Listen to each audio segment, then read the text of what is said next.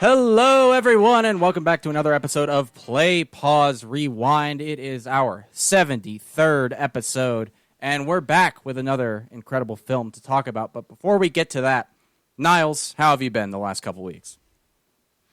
Tired. I don't know what it is. Just feel like it's been nonstop stuff, one after the other. But it's Halloween season. Love the spooky season, and Yep. I think it's just the excessive socialization that drains it out of me. But it's been a good time overall. Loving it so far. All the leaves changing. What about you, Dylan? How are you? Yeah, same. I've been very busy and tired as well. It's Q4 for us with Yes. like jobs in the service sector, which we both have, and it's a lot. It takes a lot out of you, and I need more sleep. I've been going to sleep with like images of Google Data Studio like ingrained into my eyelids, and I need to think about something else. It's like, oh But God, yeah, not numbers and graphs. I can't. I know, but I'm excited for the holidays coming up. Got a lot of exciting things going on then. But enough about us. We're not Yeah. important here. We are here to talk about a film, and we are talking this week about the newest Martin Scorsese film, Killers of the Flower Moon. Killers of the Flower Moon, directed by Martin Scorsese and written by Scorsese and Eric Roth, follows the true story of Ernest and Molly Burkhart, a white man and Osage woman in the 1920s, Osage Nation in Oklahoma, as they live through this series of murders of Osage people. The film is an adaptation of journalist David Grand's book, Killers of the Flower Moon, The Osage Murders and the Birth of the FBI, and it stars Leonardo DiCaprio, Lily Gladstone, Robert De Niro, Jesse Plemons, and many, many more. And for context, also, the Osage tribe when this film takes place had already been relocated to a reservation in Oklahoma. But we'll get more into that in a second. Niles, what are your initial thoughts on Killers of the Flower Moon? Yeah, I wanted to include that note just because when I started watching, I was a little confused about when the timing was and everything like that. But it's doesn't take long for you to catch up. But this movie it really didn't feel like 3 hours in my opinion. No. It's like it just kind of zoomed by. It's it's just very powerful and like the narrative just pulls you in because you empathize with the protagonists a lot in this movie, and I feel like it has a lot to say about these heavy themes of colonialism, control, greed, and manipulation. It just it goes really fast, honestly. I'll say I liked it a lot better than The Irishman, which was Scorsese's last film. Just for me, The Irishman was like I had to watch it in an hour-long chunks because it was just Okay. it just felt like I don't know, laborious, too much. Interesting. But that's just me. What about you? Yep. What are your initial thoughts? Yeah, as Roger Ebert once said, no good film is too long and no bad film is too short. And this movie is 3.5 hours long, and I agree with you. It does not feel that length at all. But I would also say that every minute of this movie is essential for the story it's trying to tell. I thought this was an incredibly made. I thought this film was incredible, and it's also immensely upsetting, as should be expected with the subject matter. And it really is a film that I think this is where the length comes into play. It really makes you sit in the violence caused by white Americans and the westward expansion and the growth of the United States as a new nation. And just, it really makes you look at it and process it and think about how that relates to both then and now. And it's really heavy. It's hard. But the performances as well, especially Lily Gladstone's, I think really carry so much of the story and are brilliant across the board. But it's a really incredible film, and we're not going to talk about it too much in non-spoilers because, I mean, it is real history. You may already know what happened here, but it's something you need to see. You need to go watch it in the theater, I would say, just right off the bat. It is worth booking a whole day around, which you may have to do in order to see it. But I think it is worthy of your time It's incredible. Yeah, it really is. And I mean, I think Scorsese, yeah, he's got this, I think you and I were talking about it offline, of like he's got this kind of streak of trying to tell these true crime stories in a way, these true American crime stories, and how they've kind of like just ruined so much of America and just like shaped it into the monstrosity it is today, you know. Like between like Wolf on Wall various Street. different types of crime. Yeah, like Yeah. And I'm not as well versed in Scorsese's work as I would like to be. I've this week started to correct that. I've seen most of his movies that came out from like the era when I was old enough to go see his movies in theaters, but a lot of his older stuff has been a blind spot for me. But like, I watched Goodfellas this week, and Wolf of Wall Street I saw in theaters, and then this, and it's like various different aspects of like white guys being fucking horrible and just ruining and poisoning everything around them, and how that rot is just at the core of the American experience. I think from a lot of his work that I've seen, that is something that runs through quite a lot of it. So that was... Yeah, I definitely see that. I mean, you know, he's got other films in there too that aren't as much, I think, focused that way, but I think, yeah, at least within the last, 2 decades or so, those have been kind of the main themes. And I mean, more power Irishman to him. falls in there too, I guess. Yeah, in that category. But yeah, more power to him, because like he's really good at telling these kinds of stories. And Killers of the Flower Moon, I haven't read the book. I want to now. I mean, my partner, she talks about it all the time, and I'm like, yeah, I need to read this book just because of the historical context, and I understand that it's a really good narrative as well, because from my understanding, the author of it kind of had a similar realization as Scorsese when he was kind of putting it together of like, do we just make this, or like the representation of the Osage tribe and how much to get them involved. Like, I think there was like a quote that I saw in like an article that Scorsese eventually, he just realized midway right in the script, he said, this has got too many white people in it. Like, this is not a like, honest or respectful or truthful retelling of the story. And then he just kind of scrapped it and rewrote it, and kept like kind of getting more input from members of the Osage tribe. It's my understanding that he met with them multiple times throughout the production. Like, he even met with the descendants of the murdered families too, and got their notes and their influence into this film. And I mean, that I think just makes a far more authentic and respectful retelling of the narrative.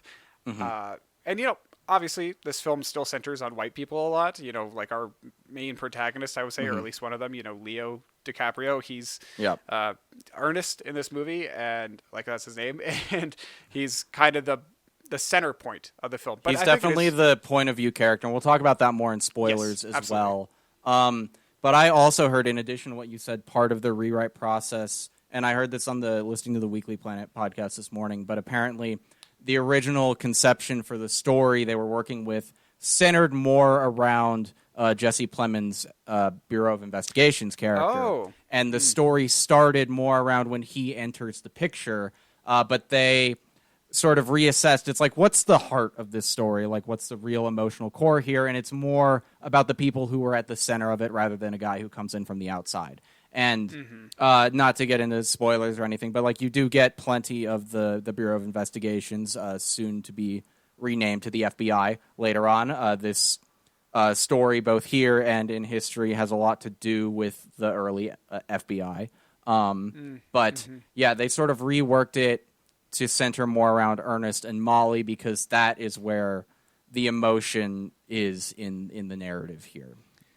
Definitely is. Like, they're the emotional draw of this film, and it is kind of a complex story too. I mean, it's not terribly complex because it's really white people stealing land from Native Americans again, and land, money, and life. Yeah, we need it because the money and greed and terrible people. But it's definitely not.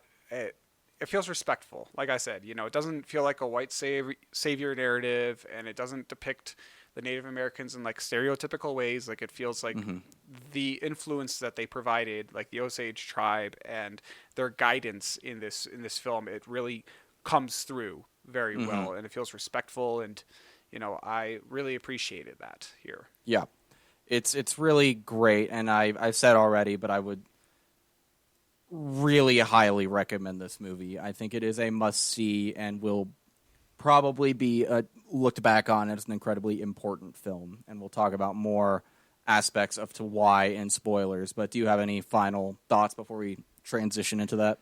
No, let's get into it. Let's talk about some more of this movie. I think one of the things that fascinated me, moving into spoilers here, was that this film, this feels like a very diverse cultural time capsule in a way. This is kind of a critical merging point in American history, and it's it hasn't been like that. I mean, it has been like that for a while now. By the time that we're entering this story, it's like the 1920s. So white people have been in America for a while, taking land from Native Americans and doing terrible things. And it's just this critical merging point where technology is rapidly evolving, America's still expanding significantly, and I just found just like aesthetically in this film, especially, was just how these cultures are merging and blending together. You see a lot of Native American traditions and cultures, like these Osage traditions, that were just fascinating to watch because these specific ceremonies and traditions, it feels like that they're being forced to merge with these colonialist ideas and cultures, and not necessarily being forced, but like deinstitutionalization is a very complex subject, but like they're kind of just blending them together. But like the wedding scene between Ernest and Molly was so cool. Like all the it was interesting that her bridal clothes had those like European looking tassels on it. I thought that was really interesting. I'd love to learn more about that, as well as like the apples on the caskets, stuff like that. But it reminds me of at the beginning of the movie, that opening scene where the sort of tribal elders are like, the kids listening outside, they will not know our ways. They'll be raised in the ways of like the white man. And then you see, by the time our story is taking place, like the Osage tribe is very much been integrated into this Western white sort of expansionist element. And one scene that I thought was just so chilling, and I think it's a funeral scene, but Molly just looks around at everyone who's sitting there, and it's almost all white people. And you just get the sense that like she's realizing how alone she is, because all of her family pretty much has been killed off at this point. And it's just more like all these white people have sort of like injected themselves into the land and the family, and they're like wolves, She calls Ernest a coyote early on, but it's like like they've just seeped themselves in, and it's just so unsettling looking around at this Osage ritual being viewed by almost exclusively white people who were not part of the family before. Yeah, well, and I remember I'm so glad that you pointed that out, because it's like sparking the memory of another scene earlier in the film where it was the exact opposite, where it was like more Native people in the circle. I think it was like a very similar ceremony, but it was in direct parallel with the second one there. But the funeral scenes were always just fascinating, like the kids walking across the caskets. Like I even tried like to Google that around, like, see, can I learn a little bit more about why they do this? But there's a lot of subtext there that we don't have time to go into today or in the movie. And I thought it was fascinating as well to just see the influence of Christianity on the natives. Like it felt like an ingrained belief by the time that we're seeing a lot of these Osage members. And I think that one article I saw or I read had kind of a good point of like these Osage, they kind of refer to their god or their creator as Wakontai. Okay. And they said that like a few times throughout the film, but they it seems like for a lot of them, they probably view the Christian god and their own creator from their native religion kind of as one and the same. It feels like that they're accepting the ideas. They're kind of like integrating the cultures together. Yeah. Yeah, one scene, just since we're talking about the funerals, that really struck me was when Molly's mom dies. Remember, she wakes up and she sees those people like ready to take her into the afterlife, and it's very serene, and she's happy. And then we see the same set and location from the same angles, and it's just like in immense mourning, and it's very sad and devastating. I thought that contrast was really powerful there. But one thing that this movie really made me think about was just the transparent nature of evil. A lot of stories will go into like the banality of evil, which I think is very real and worth discussing as well, where it's like evil just happens because people are doing like their little small part in the cog of the machine, and they're not really thinking about the broader picture. That's the banality of evil, and that's fair and true. But this story and ones like it are why I always maintain, just in real life, that like people who go down the conspiracy rabbit hole of like the secret cabal is controlling everything from the shadows and they're trying to manipulate everything. It's like it's all very silly because very often real evildoers are operating right out in the open with very little subtlety, and more often than not, their motive is no more complicated than money. Yeah, right. Yeah, they just bank on the fact that most people simply do not have the time to pay attention to what's going on, as well as the idea that many people, like, if you confronted them with this truth of what's happening, they'd be like, that's ridiculous. Like, that's just too evil to be true. And it happens every day. It's happening right now, and every single day. Like, just looking at American politics is a great example. The shit they get up to is absurd, but nobody has time to look at it. Nobody has time to remember the cast of characters and everything they're up to. And yeah, like as we see here too, the government, as soon as the government starts poking around in what's going on in this town in Oklahoma, it all collapses immediately because it's not a very well orchestrated like crime ring. It's very out in the open, where way too many loose ends. Like every white person in the town is somehow in on it. But it's like, come on, guys, you can't cover your tracks like even a little bit. Like, well, and it's like they keep like subcontracting their violence. Like it's like 3 or 4 people removed, but they all know who all's involved. So as soon as someone from the outside's like, wait, what the fuck? And then the one guy's like, okay, get your pencils. He's like, I'm just gonna lay it all out for you. Yeah, like here's where the shit hits the fan, and you know, I think you're right there because back then, especially, you know, I think a lot of people were, or you know, there wasn't as much government oversight on things, right. And obviously, I think on a reservation too. There's not going to be a lot of government intervention. There's not going to be a lot of worry over things because it's a reservation. And, you know, you see that even like today, like it's a jurisdiction thing a lot of times. Yeah, it's a jurisdiction thing. And they brought that up in the film of like, this is reservation land. This is not federal land. The federal government has no jurisdiction here. And like, you know, even today, there's some reservations where they like, there's no police force. It's just like the tribal police force going around and like trying to keep the peace. And you know, I think today I have like such trust in like the systems of government that like I'm like, yeah, they'll find the criminals, they'll stop the evil. Maybe I'm far too trusting. Yeah, but they usually don't. Yeah, exactly. In America, I don't know if you knew this. This is actually a true stat.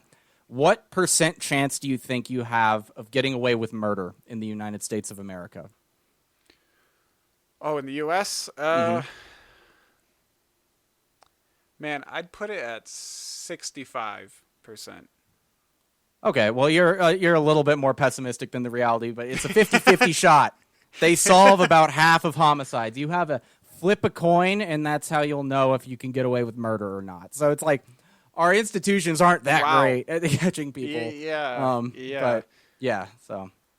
Well, I mean, that is kind of like a thing throughout Scorsese's films, like even just thinking back to The Wolf on Wall Street, like, because the FBI was in that movie too, and they're like, this, like these agents, they put in all this time to like bust the Wolf of Wall Street, Leonardo DiCaprio's character, and they finally get him. Yeah. And I remember that one scene of like the FBI agent just kind of sitting on the subway, and he's just kind of like looking around, and he's like, that's what I spent my life doing.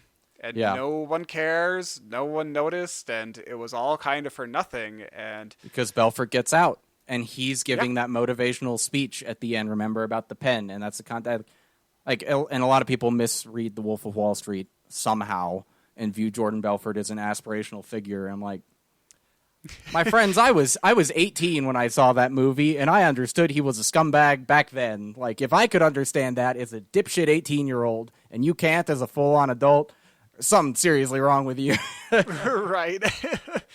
Just some crazy kids. Mm-hmm. But you're right, but the same thread here, like Hale, he gets out early, and he goes back to the community, and he's fine. He just gets to keep on going. Yeah, but Molly's family doesn't. They're all dead. Mm-hmm. And they're all dead. Molly dies relatively young as well. Yeah, yeah. But yeah, you're right. It is a blatant manipulation of like these systems to steal land, to steal from this displaced tribe. Like King Hall, he's Hale, Hale, whatever. He was so trusted within his community. Like they saw him as an ally for so long because he had kind of like woven himself in, and then but he's like just like directing others, like you're saying, just contracting the work out to do his bidding in secret. Just like he's buying life insurance policies, and he's going to cash in on those eventually, and he's going to find a way to get all that money, and then he's trying to manipulate like the family dynamics so that way he inherits this wealth of land that he really had no right to or claim to from the get-go. Right. It's just it's just crazy. Like he was successful for so long. It feels like kind of like an organized crime narrative, but that is also Scorsese theme coming back to organized crime stuff. A very shoddily run organized crime ring too. It's like just like it's like everything is just so blatant and out in the open and not looked into. Like the one guy who shoots the lady from his house. It's like his wife. He just like pokes out the window, shoots her, and then goes and puts the gun in her hand. And it's like, oh, suicide. That's it. And it's just like he puts the baby back in the crib, and it's suicide. It's like, fuck. And then Hale is just giving orders to like Ernest out in the open from his car with his dumb little goggles on, just like where anybody can see him. And if anybody was interested in looking into it, they'd be found out really quickly. But the Osage people in this time and in this system had no recourse. Like a lot of it seemed like I don't know the history on this specifically, but it seemed like to even get their money that they were wealthy from because of the land they had to have like a guardian, a white person, to like grant them basically an allowance. And that was weird. I didn't fully understand that part either, but I think you're right that it was like, you need to kind of... It's just an element of dehumanization, I feel like, Exactly. And I mean, I kind of touched on this earlier, but like, the deinstitutionalization of Native American cultures is such a complex and deeply traumatic topic. It's very hard to talk about. There's a lot to cover between the schooling systems forcing like Native American kids to go to like whites only school, like separate them entirely from their land, and then they start to develop this other kind of identity. And that's just like one facet of it too. Just like getting kids into white schools and just teaching them American... It's cultural genocide. It's like erasing the things that make their culture and assimilating them into whiteness, basically. Exactly. Not in terms of rights given, but in terms of belief structure and culture. Yes, absolutely. Because they were not only dispossessed of their land, they were dispossessed of languages, their institutional knowledge, and their cultural identities and traditions. And like, we did that as a country. It's insanely fucked up. And this movie, I think, does a fantastic job of illuminating some aspects of that, especially here with the Osage tribe. Yes. All right, you want to talk about Ernest and Molly a little bit, our central figures in this story? Let's do it, yeah, because these are our dual protagonists, I would say. They're the heart of the film, Yeah, because like I mentioned it earlier, when Scorsese was writing the film, he realized... maybe we need to go a different direction here. And it is definitely implied by the conversations that he's had with the Osage tribe and their influence that, he rewrote the narrative entirely and made Ernest and Molly the heart of the film. And, I have empathy for both of these characters, much more so for Molly than Ernest. Yeah. Much more so. Yeah, and I have a whole section about like Ernest himself in a little bit, but God, he's such a pathetic fucking weasel, man. Like, I know. Like, I understand seeing a trailer for this movie and thinking, like, getting the concern. It's like, oh, another white savior film.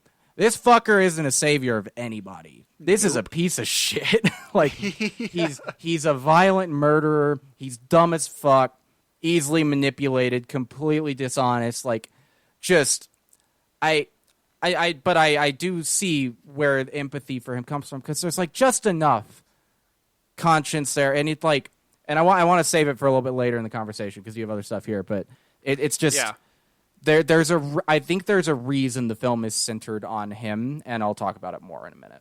But. Yeah, I think the sympathy for me, it just comes from like a few different areas. Like first, like he's a veteran. It sounds like, I mean, he was a cook in the army, so didn't see too much action. But I think any time that you served back then, it's probably terrible, probably pretty bad. So that's part of where it comes from. But I feel like that there was a part of him that did love Molly, and it wasn't like a profound, all-encompassing love that he felt every time he looked at her. Like that every part of him felt it.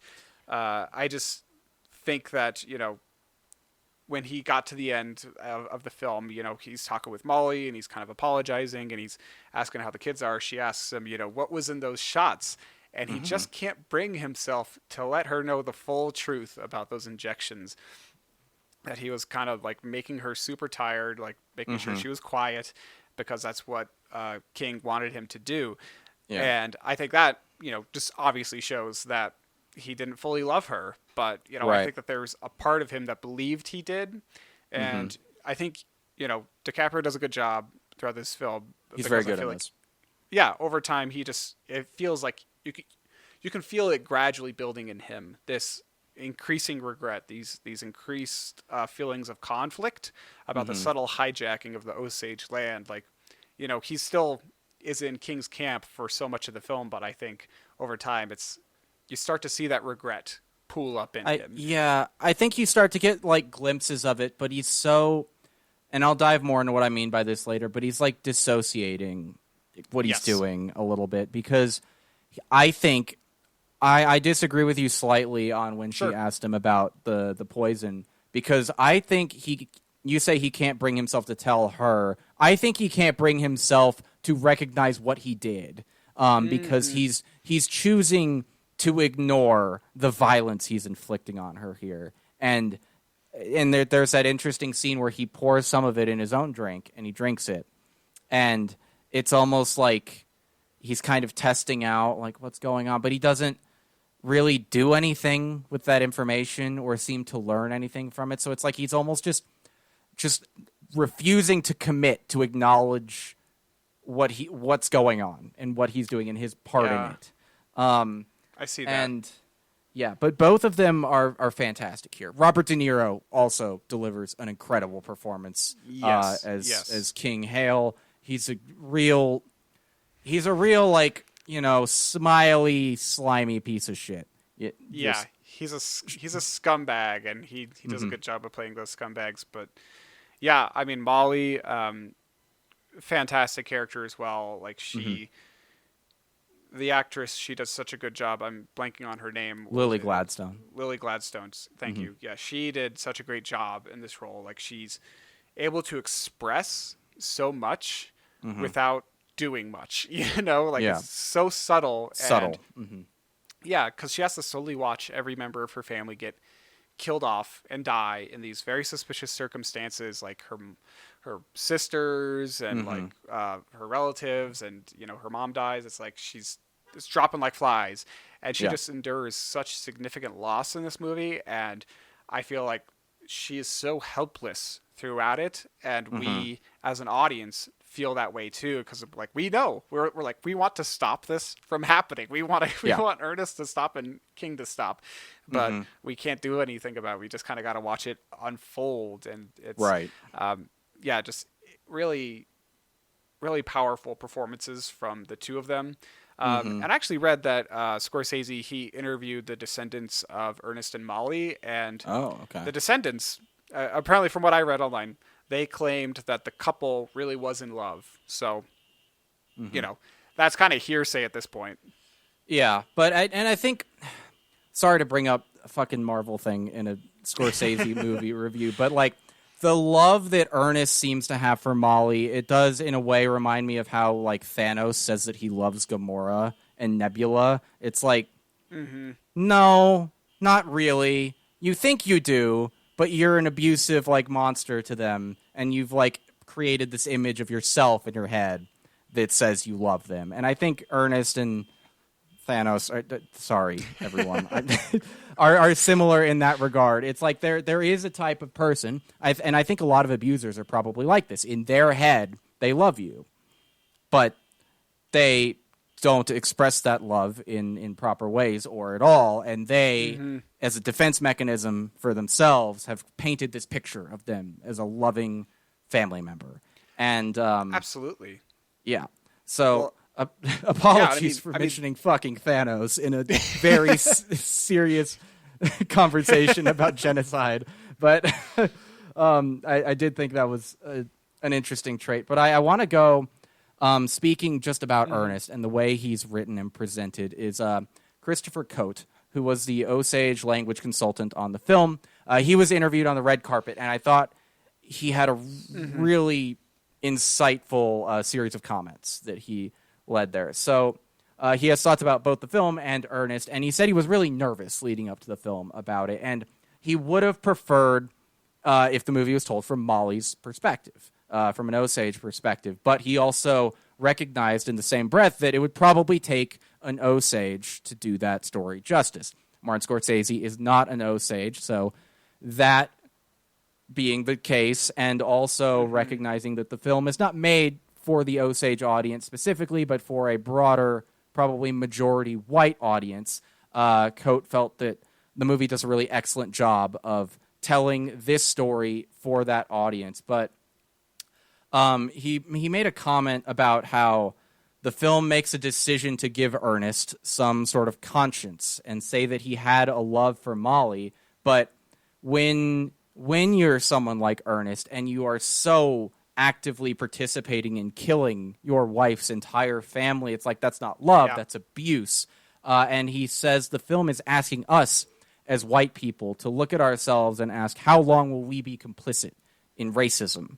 And I think that is a big key to both why this film works and why it gives Ernest the bit of a conscience, because the film is forcing us as viewers to recognize that genocide cannot happen without otherwise normal people allowing it and even participating in it. To allow, like, to be in a place where you can allow something like that to happen, you have to disassociate from the violence and the victims of the violence. Ernest, I think, genuinely believes he loves Molly. I think he fully believes that. And Hale says that he's a friend of the Osage. And I think he genuinely believes that, too, because they have dehumanized the Osage people to such a degree that they don't view their violence as violence. And even though Molly is an Osage, for Ernest, she's not Osage, she's his wife. Her family is Osage, she's his wife. And so he can't reconcile the shit that he's doing to the people around them and to her, because it just, like, he's not recognizing it as violence. And I think we're seeing a very, the same attitudes reflected in what's going on with the bombardment of the Palestinian people right now. It's like we, in America, our media apparatus and our government and the Israeli government are not treating Palestinians as people. There's always a justification for genocide. Always. And a justification given, I'm sorry. And yes, there is a level of dehumanization that has to occur in order to carry out genocide like this. Like, yes, the violence inflicted by one side to the other is horrible, but for some reason, the violence inflicted by, like, to the Palestinians is never mentioned in the same breath. And I think it's the same sort of mindset that you get caught in, and you have to catch yourself. We as white people have a very uniquely ubiquitous history with genocide and carrying it out, and we have to be mindful and look inward and see how we're complicit in it. And I think that is a massive part of what this film is trying to do. Yeah. Oh, I so appreciate you bringing that up because I agree with that very much so. And I think you're right. When you walk away from this movie, I feel like I felt inspired, but at the same time, deeply like reflective and kind of humbled in a way of like, wow, this was a terrible thing to happen. And I think the ending scene kind of puts it in a good context too. Oh, sorry. Because, before you transition, I realized absolutely. that one more thought. I may have already kind of said this, but I think what Scorsese is trying to do by giving Ernest that conscience, the little bit that he has, and the humanity, is he's forcing a mirror into our faces and saying, this could be you. You're capable of this violence too, and you need to know that you're capable of this evil. It's not just cartoonish villains who carry out evil. It's you. It's me. And yes. And we need to be on guard for that. But yeah, sorry. Ending scene. Well, the movie, it goes the way that you mostly expect it to go. But it finishes with this very interesting scene when the crime is recounted at a live kind of true crime theater event production with sound effects and orchestras, voice actors, like the works. And it seemed like a live recording for a radio play or something like that. Yeah, like a live podcast in a way.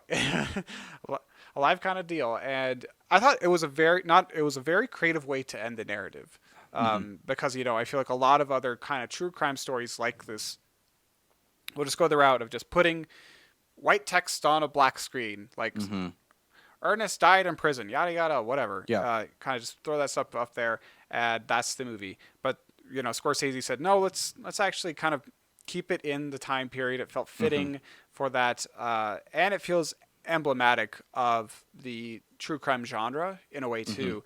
And just like when we talk about these kinds of tragedies too, it feels like that this story, it was kind of reflective of how we sensationalize crime stories, true crime in particular, that without actually thinking, without the real people who were victimized by the crimes, we're just kind of using it for entertainment purposes. And I think that the main goal of most true crime stories like these is to share this tragic series of events that highlights specific oversights or failures within our society, or just forces you to think critically about your own role in society and how you could be contributing to this, or this could happen to you, or you could do something similar. However, I think that when we're consuming true crime media, when we watch it, I feel like a lot of us, we just tend to use it to distract ourselves from the present. And, there's varying qualities of true crime narratives all over the place. You can have the best kinds of stuff like this, and then you can have like terrible things that just for sheer entertainment value. And I think that kind of is a detriment to the narrative in a way, because when we're just watching it for entertainment purposes, you're not reflecting on the tragedy. You're not reflecting on how could this have been avoided in the first place? What could we do to make things better and improve things and ensure that these same crimes don't happen to these people or to me in the future? What could we do? And like when you get to the end of the film, you're like, I want to make some kind of progressive change. I'd love to contribute to this, because I feel like that ending scene kind of puts it back into that perspective of, let's refocus the narrative. Let's think about it more critically than just, I went to the movies today.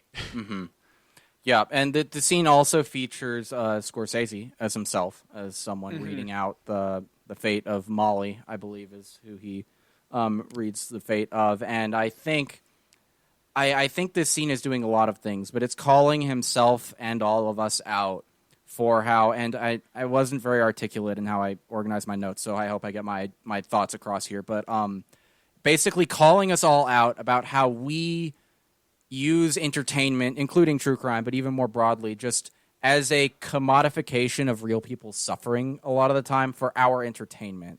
And a lot of based on a true story are like type films and books and whatever are like centering around moments of immense pain and suffering for real people, and they often are sanitized and, reworked to be narratively compelling pieces of drama for us.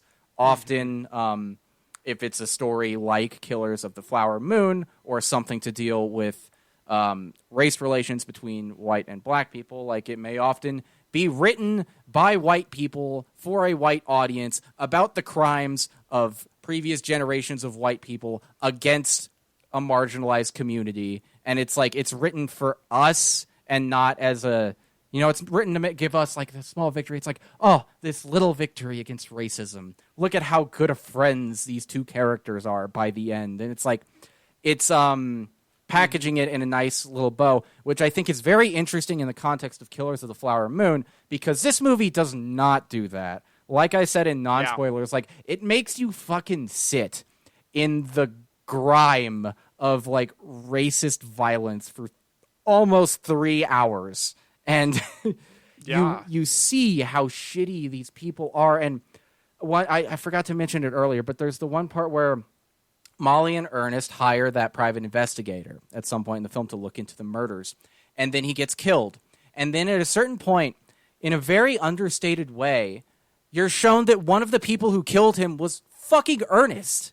Like, it's like, oh, God damn it. Yeah.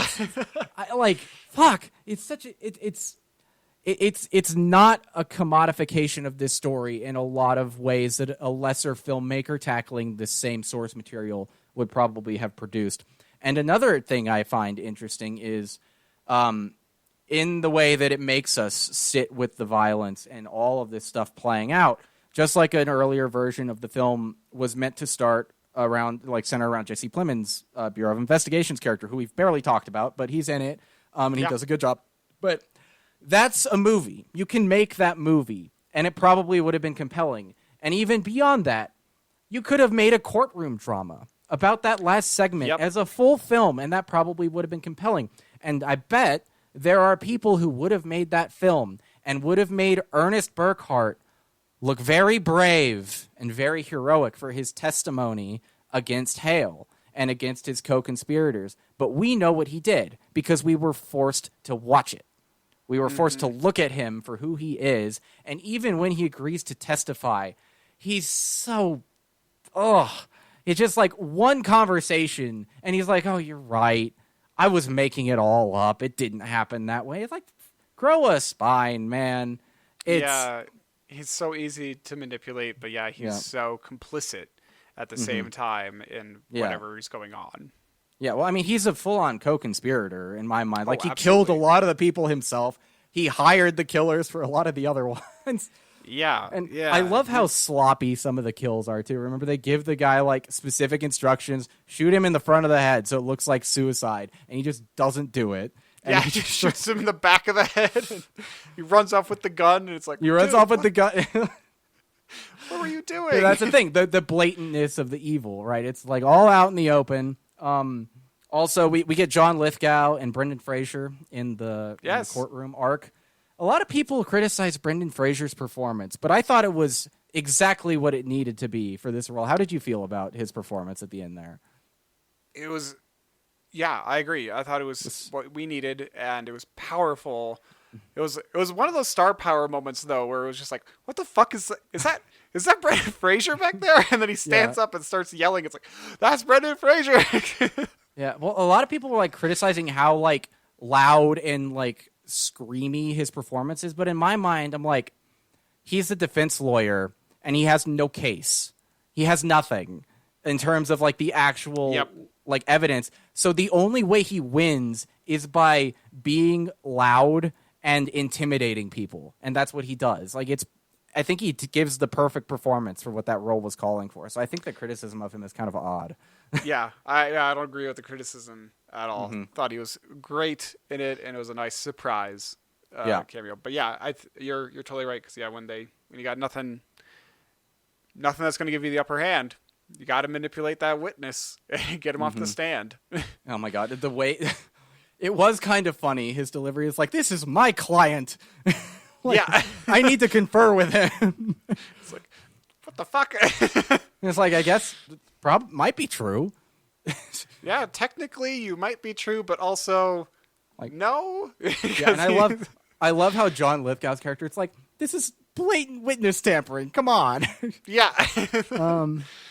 But it's a very incredible and I think important film in terms of prompting introspection. I agree. Yeah, I would definitely recommend Killers of the Flower Moon, and I think it's an important story. Probably one of the more important Scorsese films to watch. Mm-hmm. Scorsese knows what he's doing. He makes a good movie. yeah, he's gonna appreciate the Thanos comparison. I hope he never hears that. I will be so embarrassed. I appreciate it. I liked it. I stand by it, but I don't want people to hear it. Oh. Well, shall we move to the last segment of the episode? Yeah, I think we should. Let me do this. So our last segment, really quick, we're just talking about media that we're reading, watching, consuming, playing, engaging with. Dylan, what have you been up to since our last episode? All right. Well, as I said earlier in the episode, I watched Goodfellas earlier this weekend. I think Friday night. Yeah, Friday night was when I watched it. Great movie. It's so good. I'm so sad that I hadn't seen it until now, but it's, it's just really compelling. Like, De Niro is great in it. Ray Liotta's great. Joe Pesci. Everybody's so good. It's such an amazing, crime movie. Very funny, too, and also just sad, in a lot of ways. But, yeah, classic. I'm glad I finally watched it. I'm going to fill more Scorsese gaps in my filmography, I think. Or viewingography, whatever you call the list of things that you've seen. Also, am continuing to read the Witcher short story book, The Last Wish. I'm a little over halfway through, enjoying it a lot. The Witcher short stories really, really work in a way that some of the novels just didn't for me. Also, last night, I finished Baldur's Gate 3. Oh my gosh! Yeah, I finally finished it. What a game. There are some cracks that start to show a little bit in the third act, but for me and the endings I got, it really all came together in a really satisfying way. Oh. And it's probably the best translation of playing tabletop D&D into video games that I have ever experienced. And the characters are just so well written, and the story weaves all of their narratives together in really, really compelling ways. And it's weird. It's been such a constant in my life for the last couple months, and now I've finished it, and I have to do something else. Yeah. Got to fill that void. Yeah, but what about you? What have you been watching, looking into? Yeah, I think last episode I mentioned Ghost Adventures. It's a fun fucking show. It's very silly. Sometimes, it does border on the just kind of true crime sensationalism in a degree, but it's also these are ghost stories from decades ago. Nothing we could do about it. It's just ghosts. It's just ghost stuff. But it's a lot of fun, and it's very silly and spooky in a lot of ways too. I'm getting into the spooky season for sure this October, and I don't remember if I mentioned it last episode, but we watched this fascinating, it's my favorite word I think right now, fascinating, but Lake Mungo. It's this 2008 film set in Australia, and it's kind of a mockumentary ghost story where you get these interviews with the people, the family and everything like that. Basically this woman drowns at a lake, and then after that happens, all this spooky weird stuff starts happening where the house is haunted, and then then it's well, then how did this happen? It just gets really really freaky. Actually, it's really cool. A lot of kind of found footage-esque kind of stuff where it's like, I definitely caught this ghost just standing there for 12 hours just looking down. Like, it's freaky. Yeah. Like cool stuff like that. But I would That's recommend it. It's a very cool niche of horror and Okay. ghost stories, Cool. I guess. Yeah, y'all gotta watch No One Will Save You still. I do. I know. Every time I see it as like on my Hulu, I'm like, I don't want to watch the trailer. I just want to watch the movie. Hey, it's short. After we're done, just y'all go watch it. Just turn it on and watch it. It's so fun. Right on. All right, but that is gonna do it for us this week. I think that was a really good discussion. I'm happy with that. Yeah. I'd recommend this movie. It's incredible. But we'll be back in 2 weeks with a new episode. We'll be post Halloween then. Ooh. Ooh. Yeah, thoroughly into the holiday season. I don't timing wise, I don't know what lines up. Maybe it's the Marvels, but maybe that's later. We'll figure it out. We'll see. Yeah. We'll see what it is. TBD. Right. We'll talk about it and figure it out. But yes, thank you everyone so much for listening. We enjoy making these episodes, so we hope you enjoy listening to them. And if you enjoyed it, please leave us a like, or write us a review, or subscribe, or share with a friend, so we can keep growing the podcast and growing the base. Yeah. Where can people find you online, Niles? In the meantime, you can find me on Instagram at NilesGotNoStyles. What about you, Dylan? Where can people follow you? On Instagram at DylanD1026, on Twitter at DDayMovies, on YouTube at DDayMovies, on Twitch at DDay_movies, and here at Play Pause Rewind, and our second channel, Play Pause Rewind Videos, which has a lot of our non-spoiler videos and some other fun videos. I've been neglecting the channel a little bit because I got a job and I'm busy now. But we might do another rewind soon. If we have time before the end of the year, we might try to get another one of those out. Those are a lot of fun to make. But yeah, thank you all so much for watching and listening. This has been a pleasure once again. It's crazy. We've done this 73 times. Yeah. Getting better, I think. Yeah, well, I like to think so. But yeah, thank you all so much again. Stay safe out there. Have a good 2 weeks, and we'll see you next time. Bye-bye. Bye.